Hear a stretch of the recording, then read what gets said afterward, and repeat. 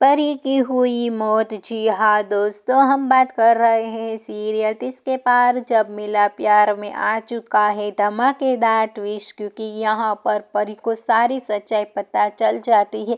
तभी यहाँ पर वो व्योम से जवाब लेने चाहती है, तो यहाँ पर व्योम जो है वो उसे गुस्से में कह देता है कि तुमने ये बात सबको बताई तो तुम्हारे लिए अच्छा नहीं होगा। तो यहाँ पर उसका गला पकड़कर उसे घसीट कर सीढ़ियों के नीचे गिरा देता है। तो यहाँ पर तन्वी सब देख लेती है और सारे घर वाले भी देख लेते हैं, लेकिन यहाँ पर परी अब जो है वो मौत के बीच लड़ रही है। जी हाँ दोस्तों, अब यहाँ पर ये देखना इंटरेस्टिंग और धमाकेदार होने वाला है। क्या यहाँ पर परी की जान बच पाएगी, और क्या यहाँ पर परी की जान बच जाए तो क्या तन्वी व्योम को छोड़ेगी? वेल, जो भी होगा उसकी अपडेट हम आपको देते रहेंगे। फिलहाल के लिए तो इतना ही, और ऐसे ही अपडेट देखने के लिए जुड़े रहिए हमारे साथ हमारी चैनल नेक्स्ट सो लेट में। Thank you.